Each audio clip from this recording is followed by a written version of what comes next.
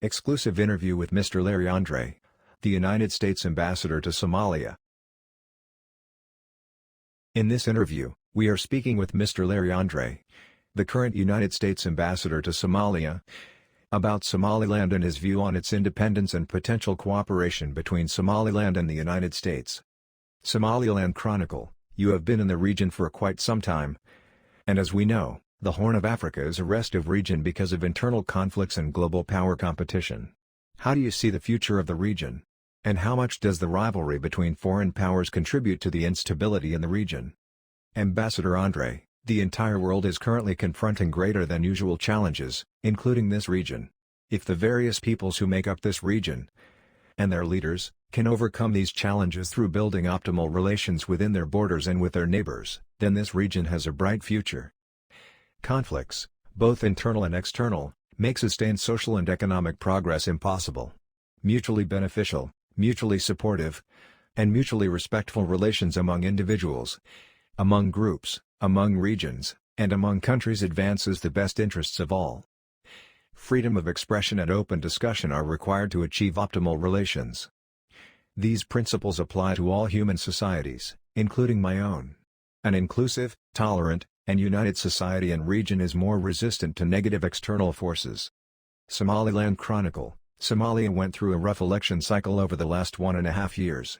But finally a new president is in place. However, Al-Shabaab has been resurgent and has intensified their attacks. There are calls for the need to open talks with Al-Shabaab. Does the U.S. encourage some type of dialogue with Al-Shabaab just like you did with the Taliban? Ambassador André, our top goal is to increase security for the United States and Somalia.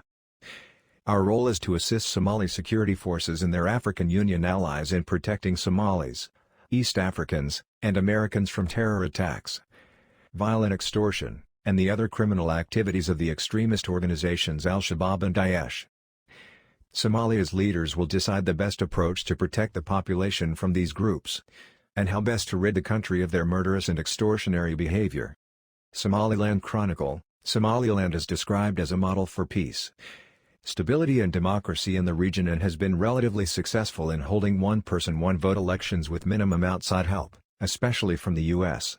Somaliland's president visited the U.S. in March 2022 and had fruitful meetings with the different sectors of the U.S. administration and legislative houses.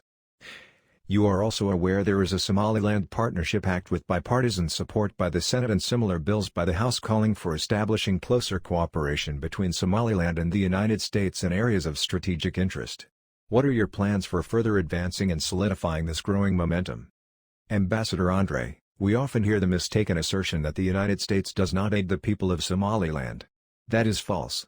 As I informed President Bihi when we last met in Hargeisa, over a recent 12-month period the American people provided the following assistance to the people of Somaliland.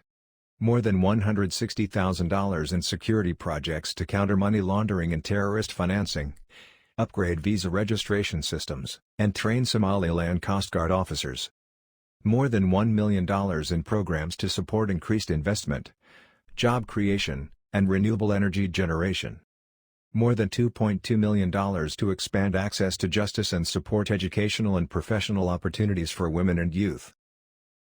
Since October 2020, the U.S. Agency for International Development, USAID, and the State Department's Bureau of Population, Refugees, and Migration have provided more than $640 million in humanitarian funding to meet the needs of people in Somalia, including in Somaliland.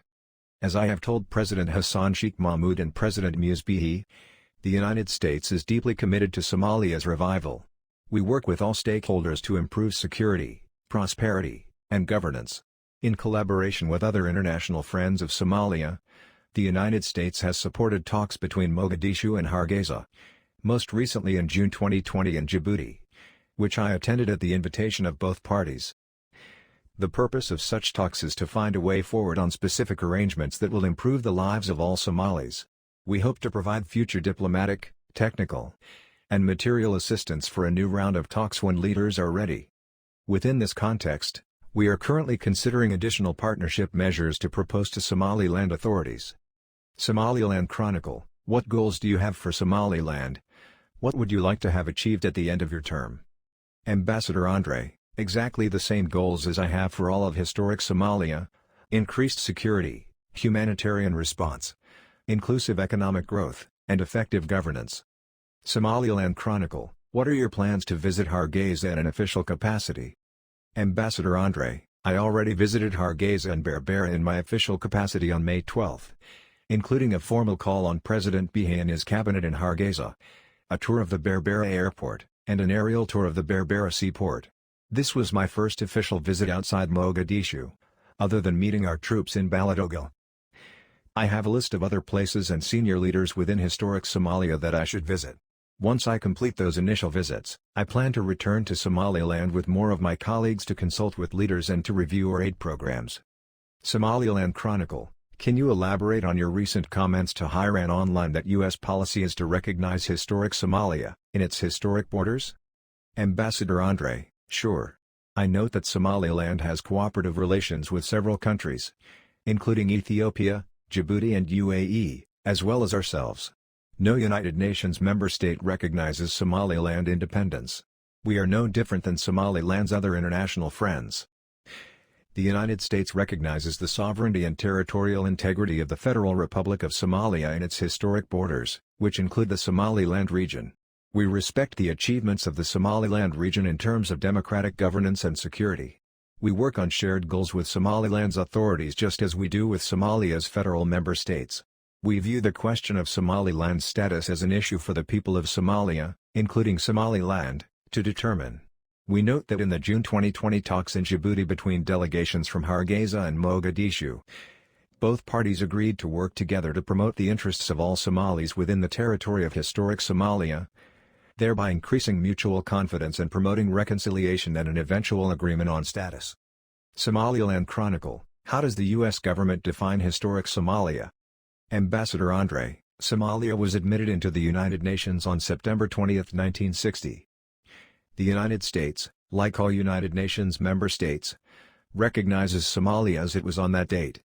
Somaliland Chronicle, your recent statement that U.S. policy to recognize historic Somalia in its historic borders ever since former British Somaliland opted to join the former Italian Somaliland and form the country has been interpreted by some as wholly dismissing Somaliland's sovereignty, and in more categorical terms than your predecessors. How do you respond? Ambassador André, official United States government policy is stated on this public webpage. U.S. relations with Somalia, United States Department of State. Note this sentence: the United States recognizes the sovereignty and territorial integrity of Somalia within its 1960 borders. Somaliland Chronicle, is it fair to say that you are taking a contrarian position to the rest of the U.S. government when it comes to Somaliland and the fact that direct U.S. engagement may be in the best interest of the United States? And how do you square your adherence to historic Somalia with the interest of the United States that may include potential military base in Berbera? Ambassador André, my job is to accurately represent the views of the United States government. If I took a contrarian position to the rest of the U.S. government, then I would soon become a former ambassador. Somaliland Chronicle, do you agree with the 2005 assessment by an African Union fact-finding mission that Somaliland's search for recognition is historically unique and self-justified? Ambassador André, I defer questions about African Union positions, past or present, on any given matter to the African Union. Somaliland Chronicle, how would you compare the current state of democracy and security in Somaliland against that in Somalia? Ambassador André, I frequently express our admiration for the achievements of the Somaliland region in terms of democratic governance and security. I first visited Hargeisa in 2001. Much progress has been achieved since then in terms of economic development and infrastructure as well. The federal government of Somalia was established 10 years ago. Progress in all sectors has been achieved, although the last 2 years saw a partial reversal of that progress due to a dysfunctional level of political contentiousness. I sense a current public mood of cautious optimism, which we share. Somaliland Chronicle, you have been extraordinarily deferential to government in Mogadishu, particularly in your rhetoric about the One Somalia policy. So how do you explain actions that seem to suggest a de facto recognition that the writ of the state does not extend into Somaliland, such as accompanying the U.S. AFRICOM commander to Hargeisa and Berbera? Ambassador André, I disagree with your characterization. I characterize explaining our long-standing policy in clear terms as extraordinarily honest. We work with regional administrations throughout historic Somalia, as well as with the federal government in Mogadishu. General Townsend and I traveled together to Hargeisa and Berbera. Recently, Colonel Bishop and I traveled to Kismayo. This is normal. Somaliland Chronicle, the Somaliland government has been very vocal about seeking partnership opportunities with the U.S. What tangible steps is the U.S. taking to reciprocate these proposals? Ambassador André, for my response to question 3, we have extensive partnership programs in Somaliland. We have other potential cooperation under discussion. We are not able to satisfy every request, but our level of cooperation is comparable to that in other regions. Somaliland Chronicle, how do you respond to criticism that you have alienated the Somaliland people by failing to visit Hargeisa for official consultations with government and civil society leaders? What is your message to those who have interpreted your recent statements and lack of direct engagement as signs of bad faith? Ambassador André, I respond that they are mistaken. Again, I made an official visit to Hargeisa and Berbera on May 12, meeting with President Bihi, his cabinet, and several officials in Berbera. I first met President Bihi in Djibouti during the June 2020 talks between delegations from Mogadishu and Hargeisa. I have also spoken on the phone several times to President Bihi, Foreign Minister Cade, and leaders of Somaliland's political parties. I made a point of reaching out to Somali Americans with Somaliland origins when I was in Minneapolis earlier this month. I also met Somalilanders in Washington, D.C. I called on Somaliland's representative in Nairobi. I communicate frequently with Somaliland's representative in Washington, D.C. My record shows frequent direct engagement and good faith. Creative Commons License. Notice, this is an article by Somaliland Chronicle is licensed under a Creative Commons Attribution Non-Commercial 4.0 International License. Under this license, all reprints and non-commercial distribution of this work are permitted.